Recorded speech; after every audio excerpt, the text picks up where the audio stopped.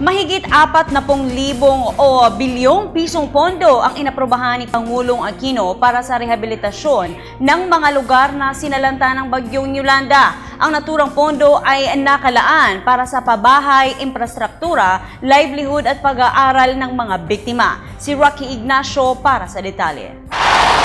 Inaprubahan ni Pangulo Aquino ang 40.9 billion pesos para sa rehabilitasyon ng mga nasira bunsod ng Super Typhoon Yolanda. Ayon kay Communications Secretary Sunny Coloma, mula sa mahigit 38 bilyong piso, itinaas ito matapos mahimay sa isinagawang cabinet level task group para sa ipatutupad na rehabilitasyon. The initial estimate of 38.8 billion pesos for critical immediate actions was revised upward to 40.9 billion after factoring in the verified requirements for local government buildings and facilities, police and fire stations, and public markets.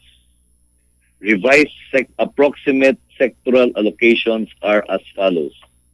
For shelter and public infrastructure, including roads, bridges, port, and other facilities, 67%. Livelihood and employment, including support to agriculture and fisheries, 12%. Local facilities, 11%.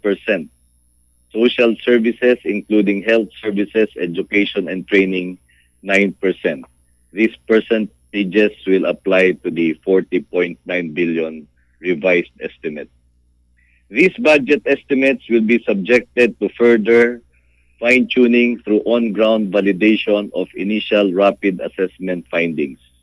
Tatlong patakaran na pagkasunduan sa pulong. Una, ang pagbibigay ng prioridad sa mga lugar na tutukuyin ng DOST na labis sa sinalanta ng kasagsagan ng Bagyong Yolanda.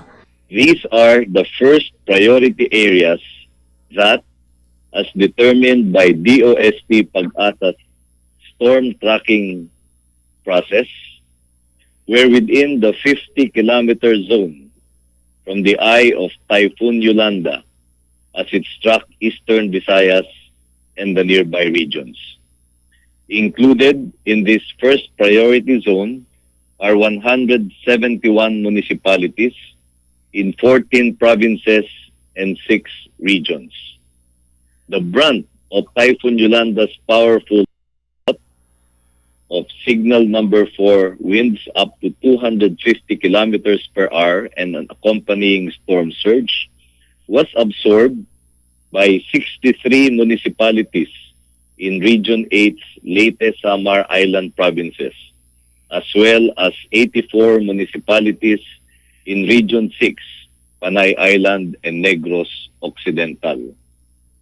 These 171 municipalities, cover 4,971 barangays in an area of 25,000 square kilometers with an estimated total population as of 2010 of almost 6.6 million. Pangalawang nais bigyan diin ay ang agarang pagkakaloob ng maayos na tirahan at pagkukunan ng kabuhayan. Within the priority geographical areas, the following priority aspects of rehabilitation and reconstruction were fleshed out. Number 1, pabahay at pagbabagong tatag, housing and resettlement. Number 2, pag-ayos at pagpapatayo ng infrastruktura at mga gusaling pampubliko, reconstructing the economic and infrastructure, and restoring government and public services.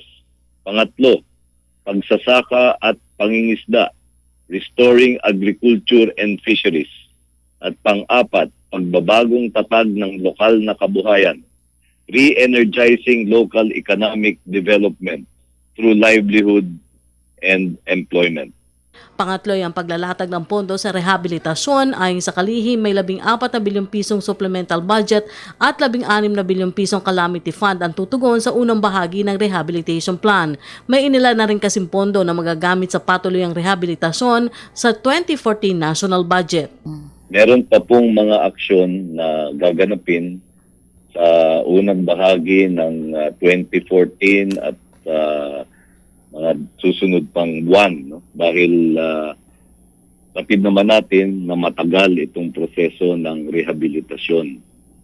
Kaya yung mga gastusin para sa second phase ay repasuhin po muli, titiyakin na tama ang mga pagtaya, ibabalidate po sa ground at realistic ko na pong sabihin na mas mataas pa po talaga ang magiging ganap na budget o yung total budget para sa Yolanda.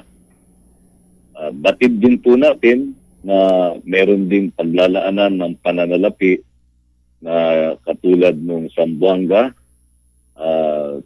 Bohol at yung sa Central Luzon, post-Typhoon Santi. Para sa Telebisyon ng Bayan, Rocky Ignacio.